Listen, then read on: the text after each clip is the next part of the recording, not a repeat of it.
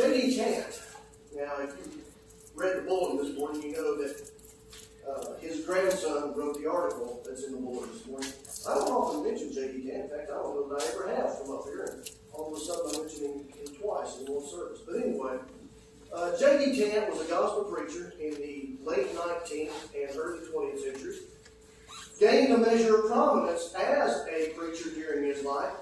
And as is noted in that bulletin article this morning by his grandson, he could be pretty plain spoken about what he had to say. He could be pretty blunt about what he had to say when he spoke his mind on something.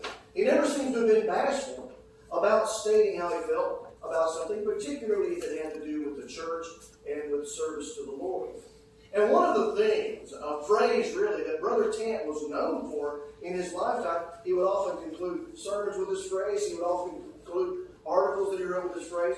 But he would often say, "Brethren, we are drifting."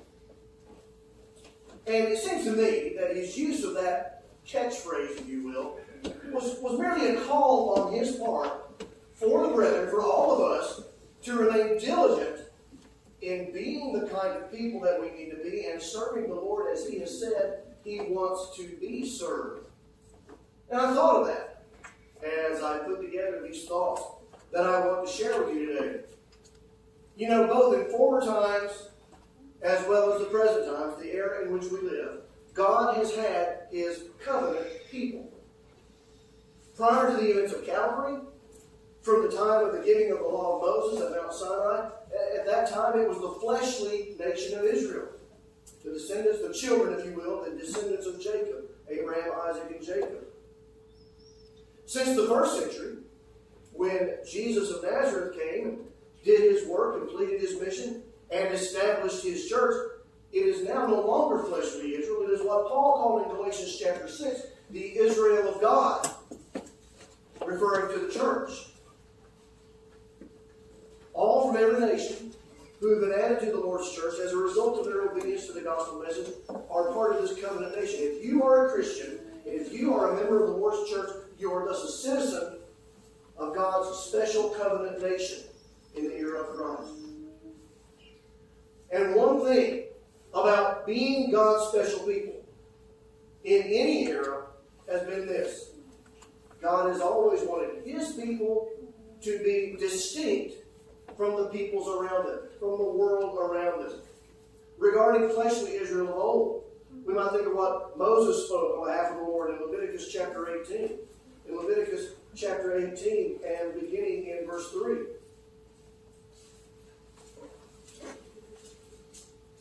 There, the Lord said through Moses, "According to the doings of the land of Egypt, where you dwell, you shall not do.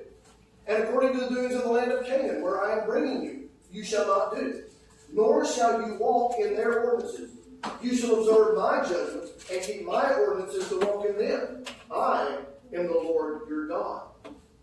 So God wanted his people in these days of fleshly Israel, he wanted his people to be different. He wanted them to be distinct from the peoples around them.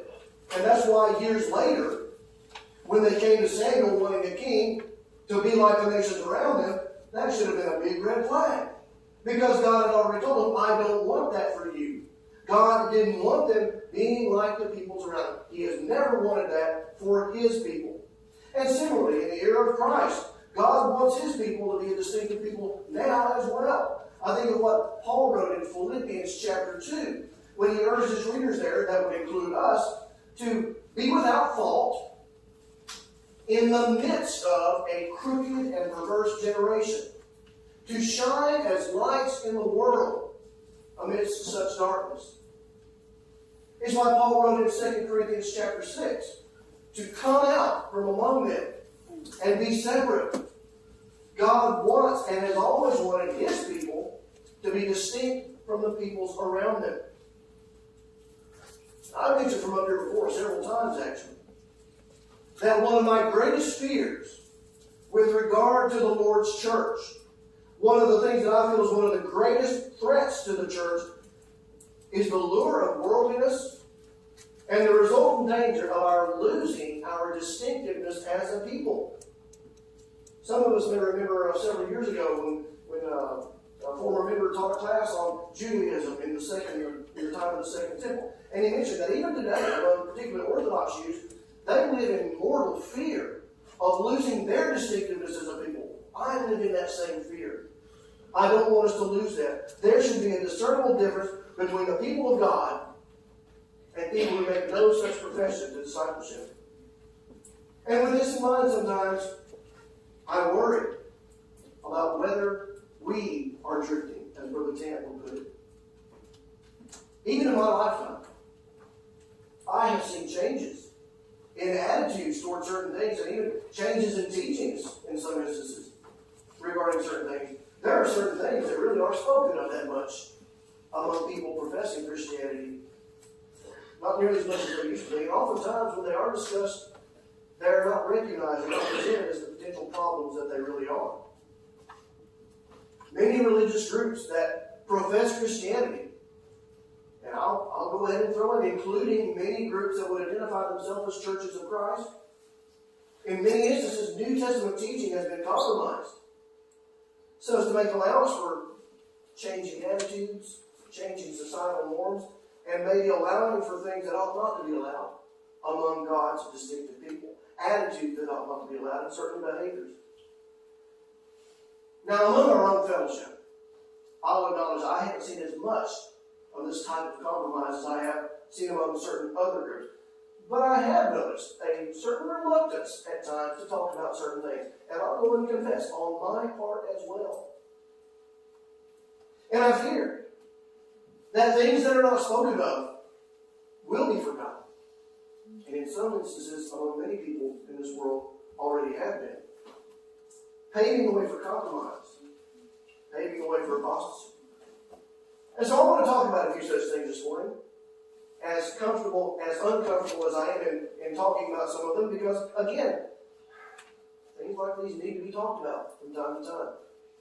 I want to talk about what I refer to for the purpose of this study this morning as forgotten Christian teachings. Not that they've been forgotten already, but they're in danger of being forgotten. And in many instances, we're seeing evidence that maybe people aren't as aware of them as they used to be, or as they need to be, because we haven't been talking about them. And so, we need to be careful about that. We need to be careful about talking about things, or failing to talk about things like how we adorn ourselves. What the Bible has to say about proper attire. Commonly, as we talk about it, we refer to it as modest apparel. You know, as much as I enjoy the spring and summer months, and I do, because I love getting outside, I love all the outdoor activities that we can do during the spring and summer months. But I have to say that by the end of any given summer, including the end of this recently ended summer, I'm ready for the end of summer. I'm ready for autumn, for a number of different reasons, really. But one of those reasons is that with the cooler weather, you see the end of bear season. B-A-R-E. With cooler weather, more people are forced to cover themselves up more than they do in the warm summer months. We live in the sunny South. And in the sunny South, really anywhere though, summer always finds more and more people, wearing less and less clothes. This is true where the world is concerned. We all know that. But I'm afraid as time goes by, I'm seeing more and more in the church who are pushing the limits of what is appropriate in this regard, and oftentimes even exceeding those limits. Now, the Bible does speak to this particular subject. We need to be aware of that. The Bible is not silent on this. But as people have decided to and desire to dress in certain ways that accommodate changing attitudes with the passage of time, what the Bible says is not talked about as much anymore. And it needs to be. I want to share with you an episode from the life of Judah.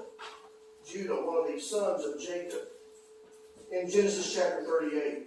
One of the 12 sons of Jacob. We read an interesting episode of the life of Judah there.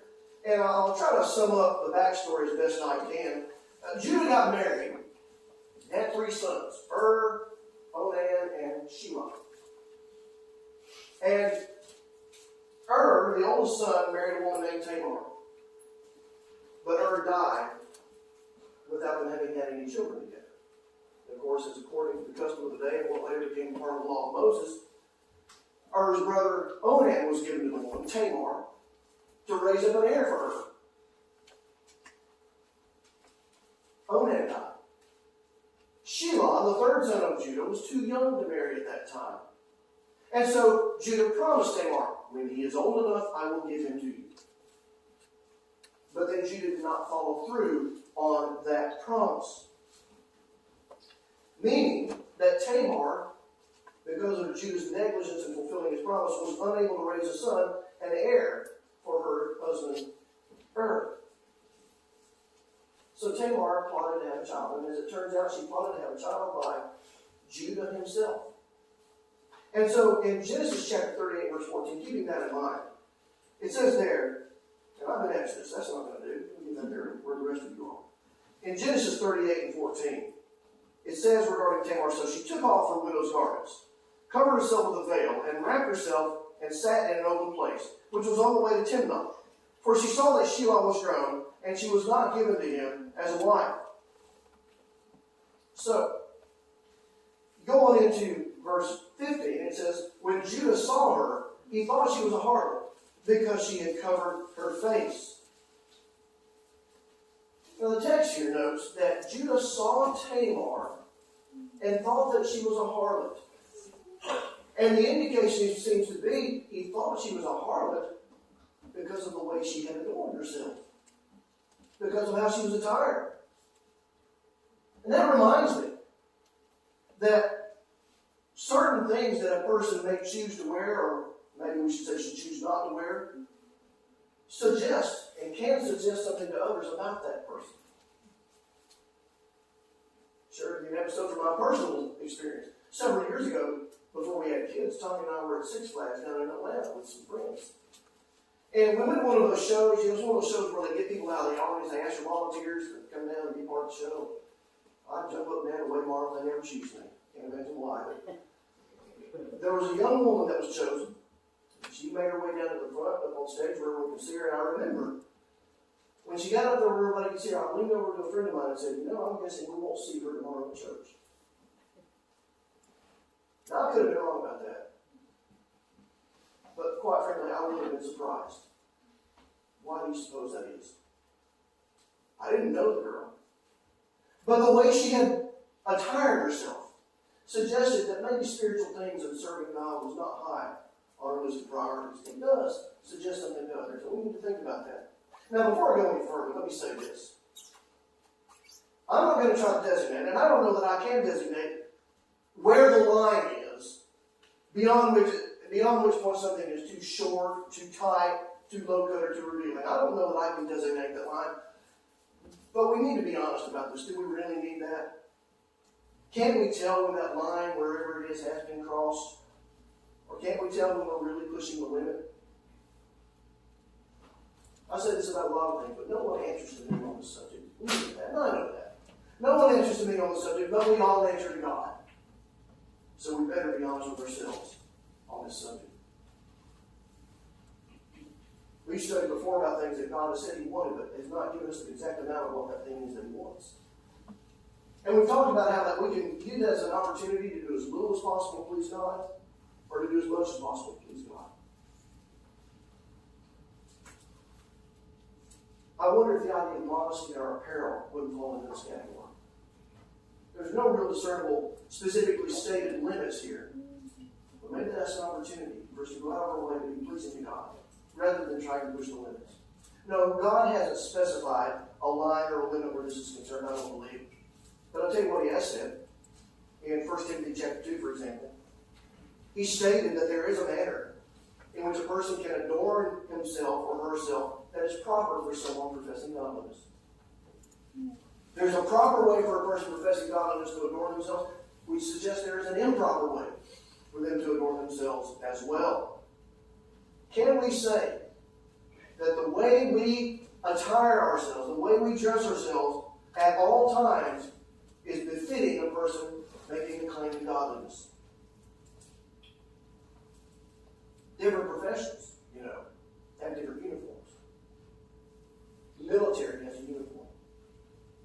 Nurses have uniforms. Mechanics have uniforms. Football players have uniforms. How how would it strike us if a member of a football team ran out onto the field wearing a nurse's uniform? If our profession is Christianity, discipleship with Jesus as our master, we need not be wearing the uniform of those whose life professes something else. Again, this is something that's not talked about as much in churches as it was when I was younger. And it's in danger of being forgotten. We need to think about it, and we need to talk about it.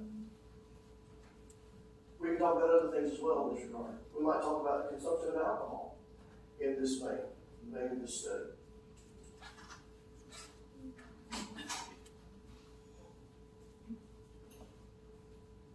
Well, we'll talk about it even if we can't look at it.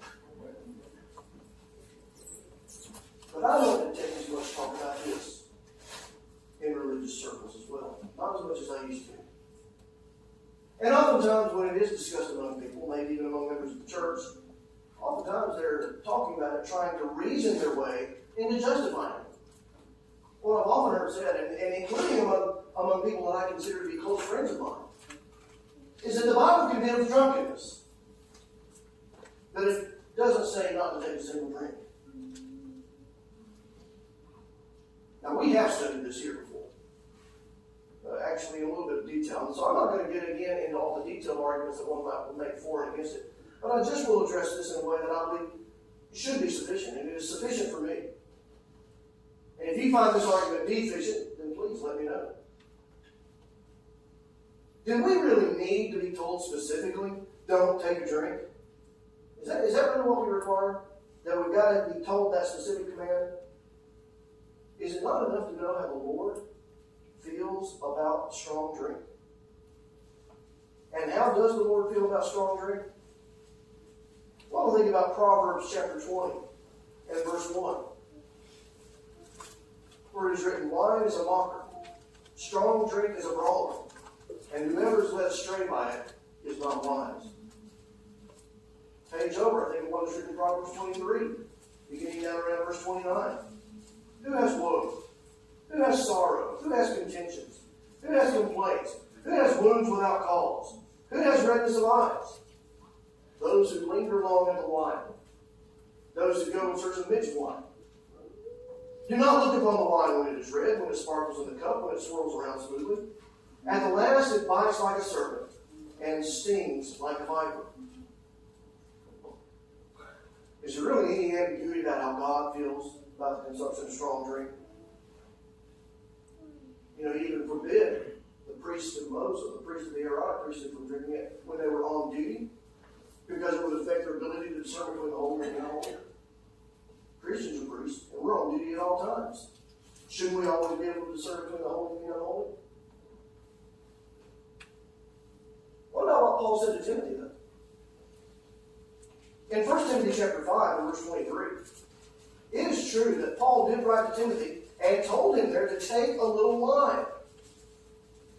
Now, this is in 1 Timothy chapter 5. I'm aware that there may be a distinction. Someone talked about the fact that there can be a distinction made between the wine that Paul spoke of and wine as it is generally thought of today.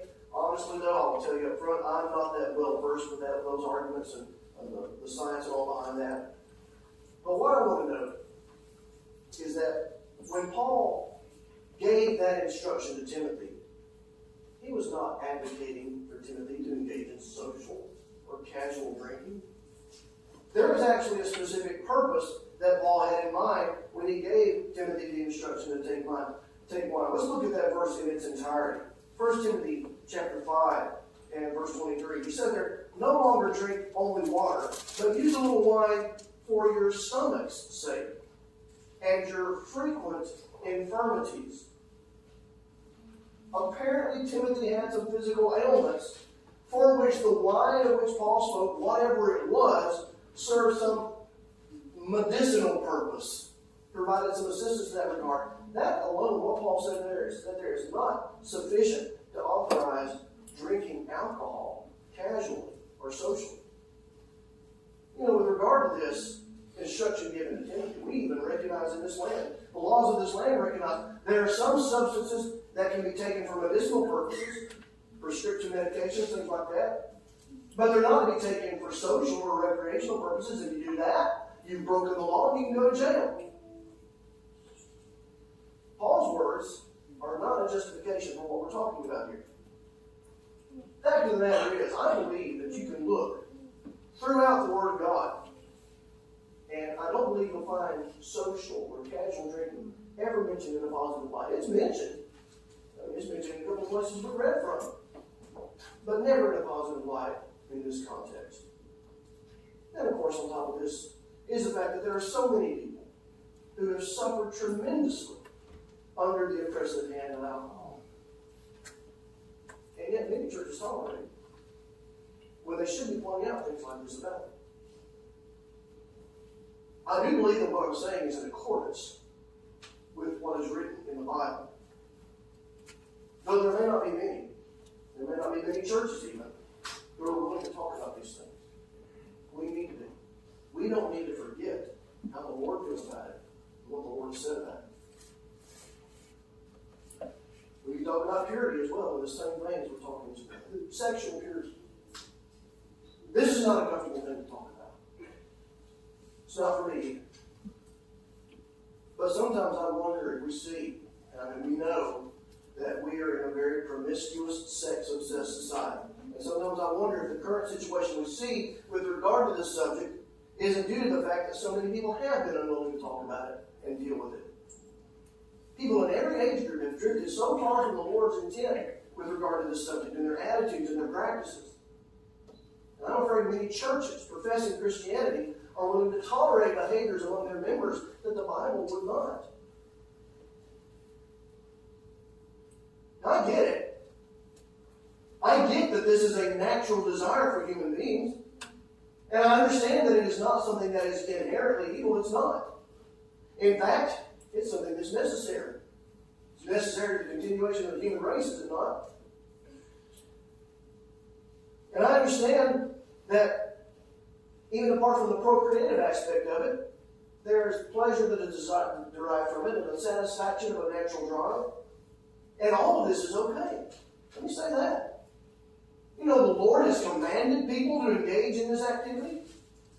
Now, stay with me, don't run too far in. But God has commanded that, both for the continuation of the race. In Genesis 1:28, He told the man and the woman, be fruitful and multiply. So He's told people to do it for that reason. But also, He's told people to do it for the pleasurable satisfaction of this human desire. God tells us in 1 Corinthians 7, verse 5, that husbands and wives should not deprive one another in this regard, because it would put temptation in their way. He's given us husbands and wives, among other reasons, as an outlet for this desire. What I'm getting at is, there is a right way to fulfill this desire. There's a wrong way as well. And this sexual relationship, this relationship is a good thing in its proper context. We need to understand that. It's a good thing in its proper context. The context is everything. You know, a husband might bring home a truckload of sod and lay it out on the front yard, and the wife might think, oh, that is so beautiful. What if he takes that same sod and puts it in the living room? Not so beautiful then. Whether or not it is a good thing depends on its setting and its context. And the Lord has told us what the proper setting and context is for this activity. And in Hebrews chapter 13 and verse 4, the writer says their marriage is honorable among all, and the bed undefiled. But fornicators and adulterers God will judge. So, it is in the context of marriage. And I feel like I need to go ahead and say this. Which God defines, which the Bible defines as between a man and a woman, both of whom are eligible for marriage. But it is in the context of marriage that this desire, this drive, finds its proper expression. And there is absolutely nothing about relations between a man and a woman, or between a husband and a wife, I guess I should be more specific. There is absolutely nothing about relations between a husband and a wife that is wrong or that is dirty. God says in this verse we just read, the marriage bed is undefiled. But that's not what it says in this verse. Those who are fornicators and adulterers And that pretty well covers anyone who would engage in this activity outside of marriage. The writer says there that person will be judged by God. And the word that the Hebrew writer uses there literally means condemned. When kept within the bonds of marriage, this relationship is good and honorable. Outside those bonds, it is wrong. It is condemnable by God. And churches are not doing anyone any favors by failing to teach this.